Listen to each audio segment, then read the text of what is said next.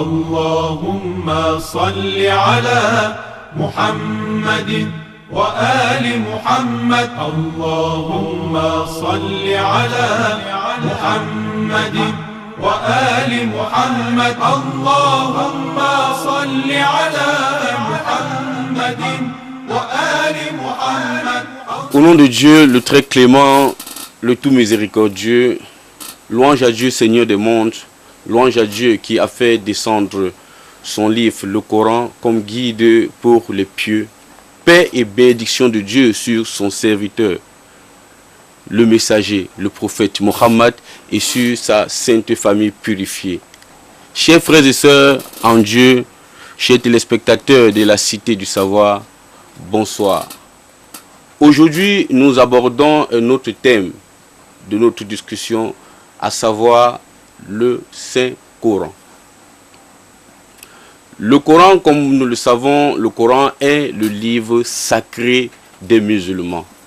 Le Coran, ce livre de 114 sourates ou chapitres répartis en 6236 versets, fut révélé au prophète Mohammed et est considéré comme le plus grand miracle de prophète. Ce soir, nous allons continuer avec le cheikh Abdelkamel, qui est imam, savant, philosophe musulman, Hujjatul Islam wa Muslimoun. Cheikh Abdelkamel, bonsoir. Bonsoir, monsieur Ali Youssouf. Cheikh Abdelkamel, rapidement, j'ai envie de vous poser la question de savoir pourquoi dit-on que le Coran est considéré comme le plus grand miracle du saint prophète Mohammed, c'est-à-dire un livre qui est considéré comme le plus grand miracle. Alhamdulillahi Rabbil Alamin, wa salatu wa salamu ala khayri khalqillah, Sayyidina wa Nabiyyina Muhammadin wa alihi tayyibin tahirin. Allahumma salli ala Muhammad wa ala Muhammad. Merci, monsieur Ali. En ce qui concerne cette question, c'est très très important d'expliquer certaines réalités. En réalité, nous avons la semaine passée et surpassée même, nous avons essayé d'expliquer brièvement les miracles des prophètes qui ont précédé le noble prophète. Et aujourd'hui, on arrive sur le miracle de ce noble prophète lui-même, qui est en particulier qui est le Coran. Mais dans le cas général, le prophète de l'islam a fait d'autres miracles en dehors du Coran. C'est-à-dire, par exemple, l'un des exemples qu'on peut donner brièvement pour qu'on en passe, une fois que les mécréants, les infidèles l'ont demandé de faire quelque chose qui prouvera qu'il est le prophète, qu'est-ce qu'il a fait? Il a appelé un arbre. L'arbre s'est déterré seul, est venu devant lui et attesté qu'il est le messager de Dieu. Et l'arbre est retourné à sa place. Voilà. Ça, l'histoire mentionne cela.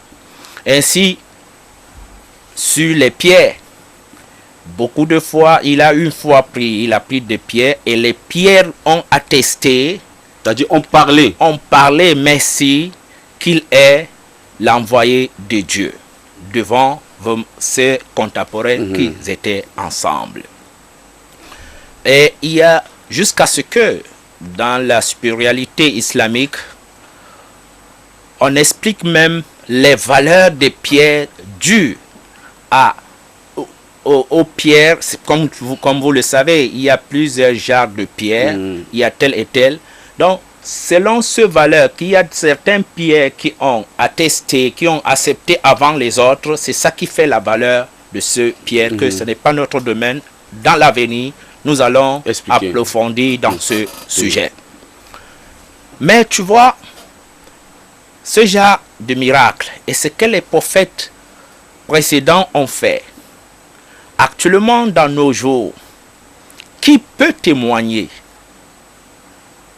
Les siècles sont passés, beaucoup de choses sont passées, qu'il n'y a pas quelqu'un qui peut venir témoigner.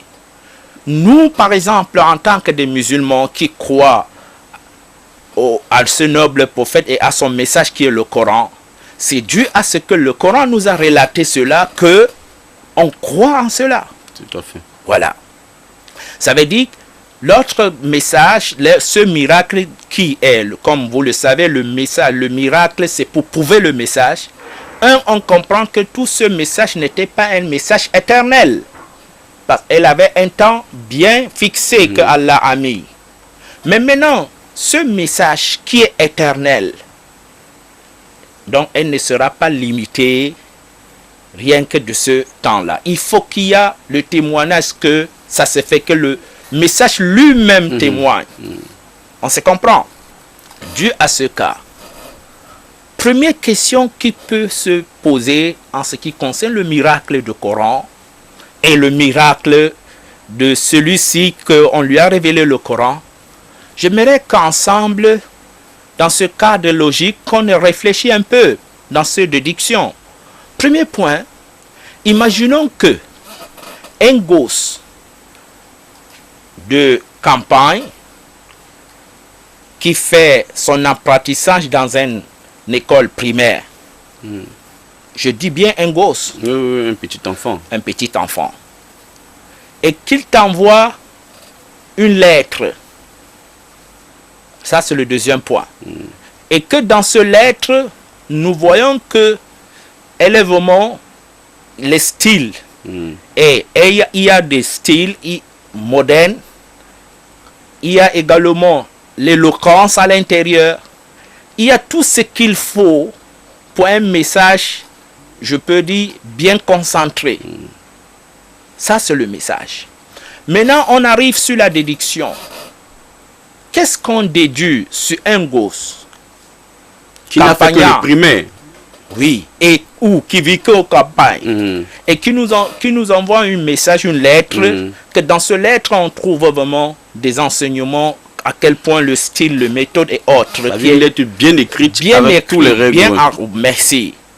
On déduit directement, là, dans notre vie quotidienne, dans le cadre logique, oui, selon la raison. On déduit directement que, sans doute, il y a quelqu'un qui est un savant, qui a dicté à cet enfant d'écrire, comme de passer une correspondance.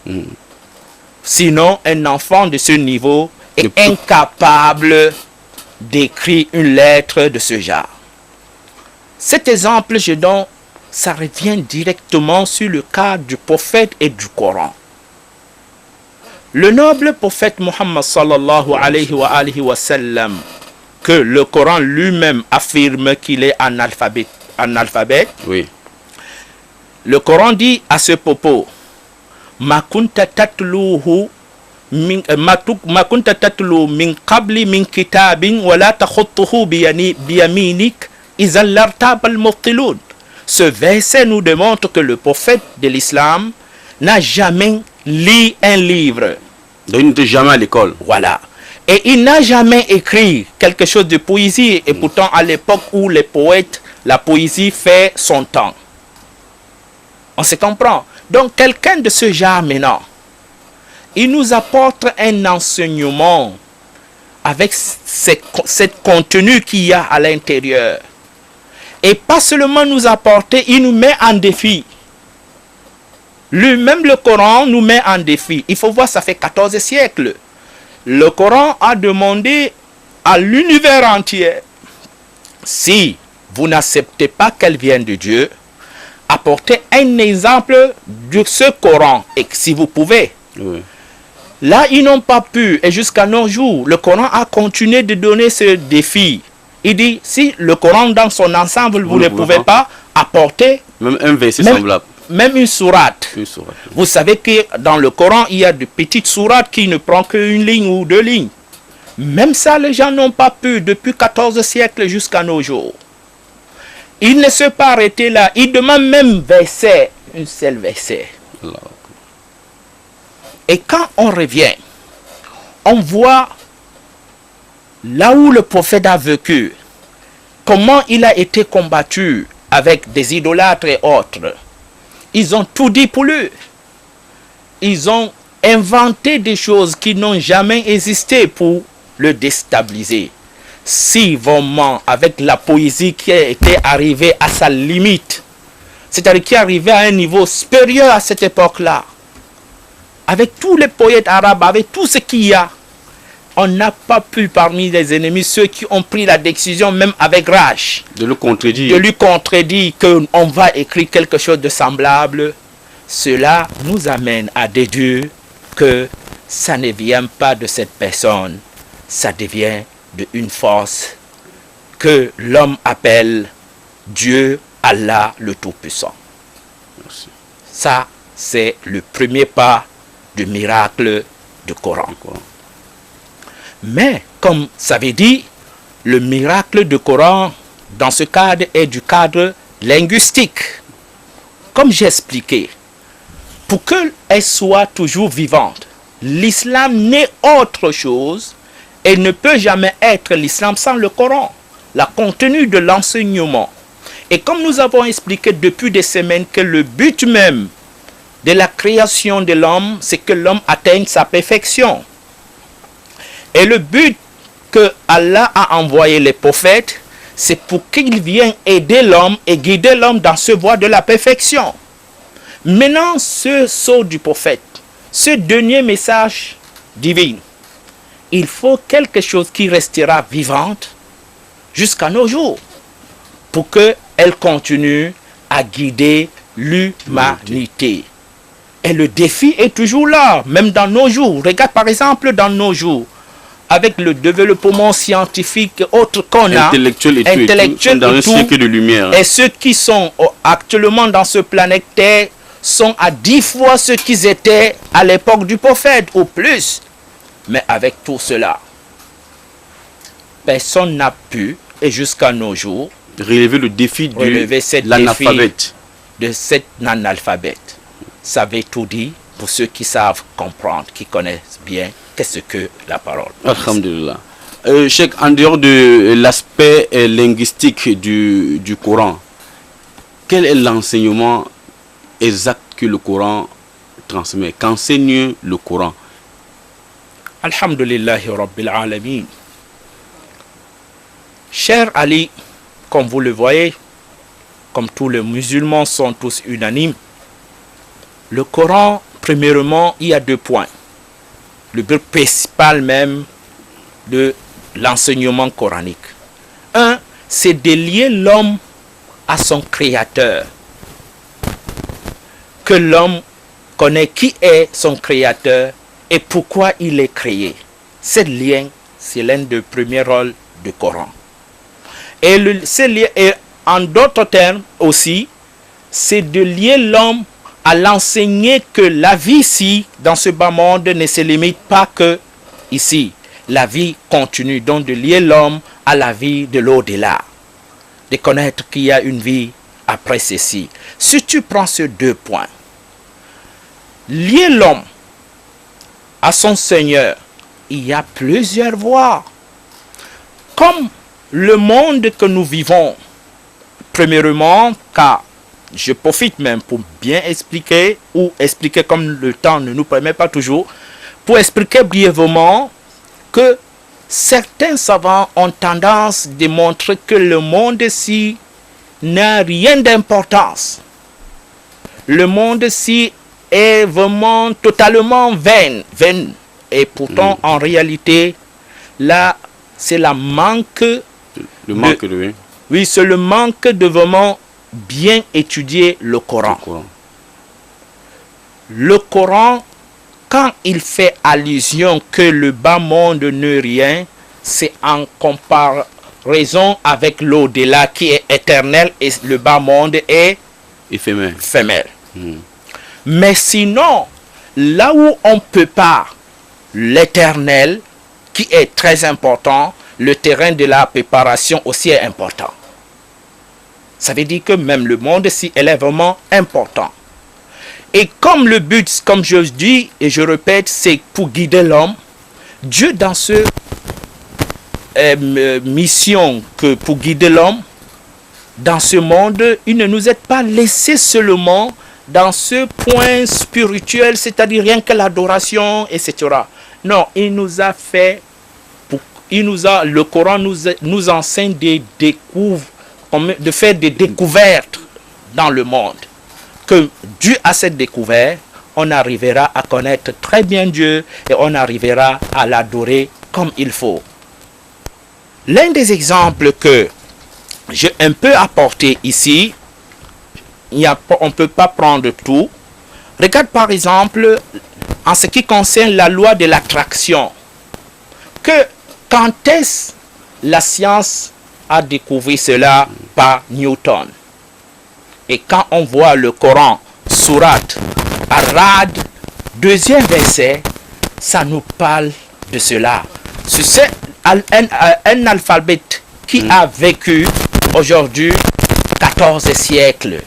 Et que c'est ça même qui a rendu Newton célèbre.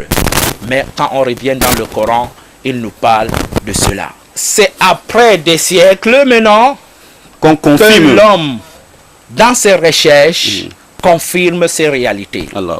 Avant de continuer même, dans le Coran, beaucoup des enseignements scientifiques qui sont... Le Coran 1 n'est pas un livre scientifique, ni un livre de l'histoire. C'est un livre de guidance. Comme le Coran parle de science, de l'histoire et autres, et du moral, c'est toujours pour le bien de l'homme. Maintenant, prenons le cadre de la science. Que le Coran n'est pas un livre de la science, c'est pour cela qu'il n'utilise pas les mots techniques de la science. J'espère qu'on se comprend. Mais il vous donne l'enseignement. Et souvent, quand il nous donne l'enseignement, il nous donne un enseignement global. Pourquoi? Je te donne un exemple que dans une maison, on te dit, le papa dit à ses enfants que sachez qu'il y a des richesses dans cette maison. Mais sans que le père dise c'est dans tel endroit ou tel endroit. Qu'est-ce que les enfants vont faire?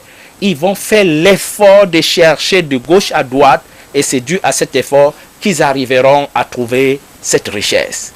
C'est ça l'une des méthodes coraniques.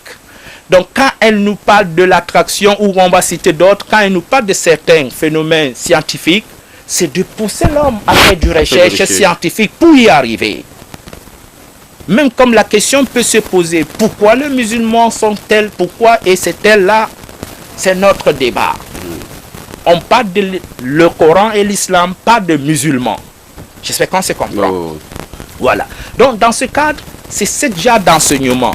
Nous voyons dans Sourate Ar-Ra'd et on voit également que le Coran nous parle également de mouvements complémentaires du monde. Et elle fait cette allusion dans ce sourate qu'on appelle Qaf, sourate 2, verset 2 jusqu'à 15. Là, c'est la science qu'il a découvert. Et pourtant, le fils d'Abdallah l'avait annoncé il y a longtemps. Il y a eu beaucoup. Regardons par exemple ces composants du lait.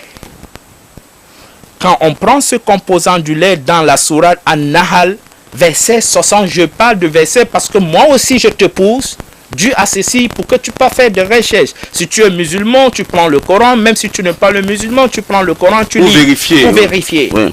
En vérifiant, tu trouveras beaucoup de choses qu'on n'a pas pu citer. Si tu prends ce sourate An-Nahl, verset 66, tu trouveras comment le Coran nous parle dans le cadre scientifique de la composante du lait. Tout ça, c'est des enseignements scientifiques, certains des enseignements scientifiques que je suis en train de citer dans le Coran. On prend par exemple le cas de parité de la plante, que le Coran nous parle de cela dans quelle sourate? Al-Mulk, verset 15. Ces phénomènes, que vous le savez, que c'est tout récemment, très récent même, que la science que les scientifiques ont découvert cela. Oui. Et pourtant, depuis 14 siècles, le Coran nous a mentionné ce côté. Tout à fait. Cheikh, je voulais demander, c'est-à-dire en dehors de l'aspect scientifique, parce que le Coran n'est pas un livre scientifique, c'est seulement scientifique, oui. Mais le Coran parle de la science, voilà. Le Coran parle de la morale. Bon, maintenant, en ce qui concerne l'aspect moral, parce que je voudrais qu'on essaye de s'attarder un peu plus là, parce que domaine moral, ça c'est ce qui concerne la plupart, c'est-à-dire le commun des peuples, c'est-à-dire la plupart des gens, c'est ça qui régit même la société. Oui. Et comme c'est la lumière, comme c'est le guide, le Coran c'est le guide, le livre de référence des musulmans, comment est-ce qu'on peut comprendre le Coran? Parce que lorsqu'on parle de morale dans le Coran nous dit, il faut faire ceci, le Coran nous dit, il ne faut pas faire ceci. Mais est-ce que tout le monde peut le comprendre? Parce que c'est la parole du Très-Haut. Ça veut dire, il parle, c'est pas facile à quelqu'un, un commun de mortel, de le comprendre facilement. Comment est-ce qu'on peut comprendre le Coran? Merci, alhamdulillahi rabbil alamin. En réalité, pour mieux dire, le Coran que vous voyez, que nous voyons, tout ce que l'on vient de citer du Coran, le peu qu'on a pu citer, car il y a beaucoup de choses à dire, c'est dans le cadre aspect physique du Coran. On n'est même pas entré de l'autre cadre, aspect métaphysique, spirituel, tout à fait, de Coran. Qui est très vaste. Qui est très, très vaste. La compréhension du Coran n'est pas simple ou à la portée de tout le monde. La lecture du Coran, oui, n'importe qui peut lire le Coran. Mais maintenant, premièrement, il faut qu'on comprenne, souvent le Coran parle en parabole. Souvent quand il parle dans le cadre, comme même je viens de dire, dans le cadre global. Et tu peux trouver que dans d'autres versets, il donne le détail de ce cas global. Et souvent, ce n'est pas le cas. Et dans le Coran, ainsi, il y a des versets qui sont abrogés. Et il y a d'autres, ce qui est venu abroger tel. Donc, pour mieux dire, en réalité, pour mieux dire que telle pensée ou telle théorie est islamique. Prenons le cas de l'idée de l'islam en ce qui concerne la fécondation. On se comprend. Là, qu'est-ce que tu dois faire? Quelqu'un qui veut parler par le nom du Coran ou de l'islam, c'est d'étudier tous les versets coraniques qui parlent de ce sujet. De rassembler maintenant les versets, et c'est de là qu'on déduit quelle est la position islamique à tel ou tel sujet.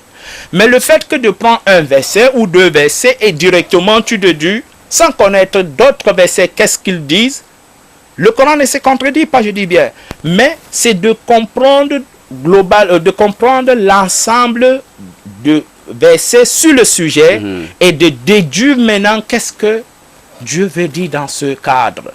Mais beaucoup de fois où certains savants font d'erreurs et ça nous amène à beaucoup de choses que vous voyez aujourd'hui comme Boko Haram et autres, c'est que l'on prend un ou deux versets et dû à cela, il se met à l'appliquer et il se met à dire tel ou tel. Et pourtant, si pas dans soi, même la compréhension de ce un ou deux versets, peut-être qu'il n'a pas bien compris.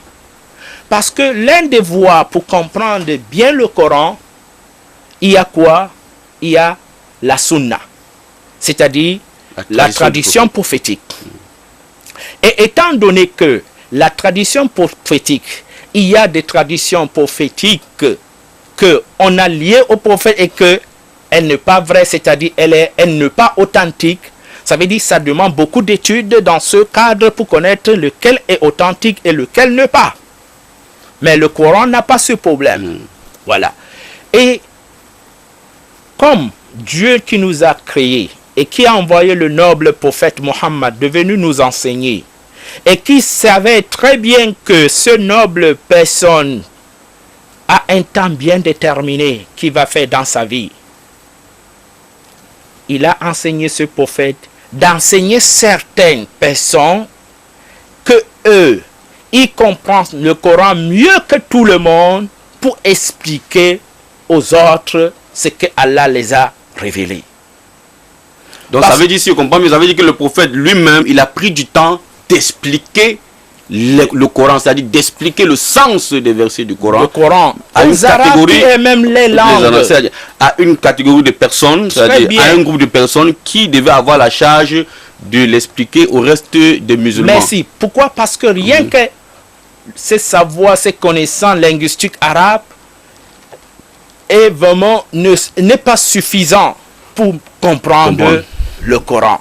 Surtout en imaginant, premièrement, que Dieu, même comme on va arriver là, Dieu qui a révélé ce Coran, qui n'est pas un arabe, et qu'il n'a même pas une langue, mais c'est Dieu à ce prophète qui l'a révélé ça par cette langue arabe.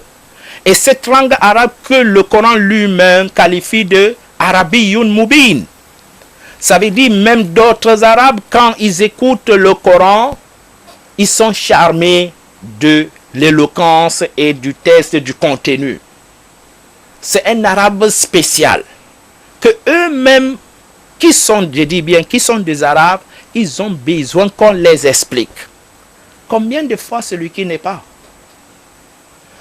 Mais le prophète était là pour expliquer. Mais maintenant, qu'est-ce que le prophète a préparé? Car le message, cette mission est éternelle. Qui vont continuer à expliquer? Ce point, nous allons mieux expliquer cela quand nous allons parler de ceux qui vont, comment dirais-je, ceux qui ont la responsabilité. La responsabilité, ce que le prophète a désigné, qu'ils vont continuer d'enseigner le Coran.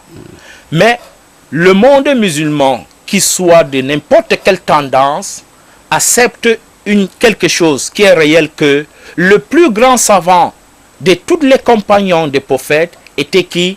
Imam Ali, Amir al-Mu'minin. Pourquoi? Car il est parmi ceux-là où le prophète a, comme on dit, a enseigné pour que eux, ils arrivent à expliquer le Coran aux autres. Mais sinon, gaillardement comme ça, parce que tu comprends l'arabe, beaucoup de choses t'échapperont. Et ainsi que tu ne comprends rien de l'arabe, le Coran sera également encore plus difficile de la comprendre. Ce que je veux dire, pour m'arrêter là, l'arabe est important, mais elle n'est pas suffisante. Il y a encore d'autres choses qu'il faut pour mieux comprendre le Coran. Inch'Allah, un jour ou l'autre, on va... Très bien, Cheikh. Vous avez expliqué que le Coran, déjà, dans son aspect scientifique, dans son aspect moral, que le Coran doit être... On doit comprendre le Coran d'après ce que le prophète lui-même, il a expliqué. Et, chers téléspectateurs, nous vous remercions beaucoup pour votre attention. Nous vous remercions pour vos réactions, vos écrits sur notre page Facebook et sur nos numéros WhatsApp. Nous vous demandons de continuer car c'est votre émission.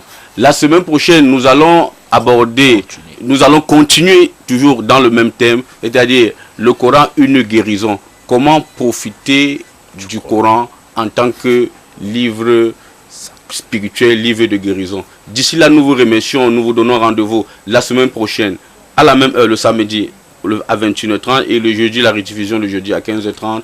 D'ici là, que la bénédiction et la paix de Dieu soient sur vous et remplissent vos maisons. Merci pour votre attention.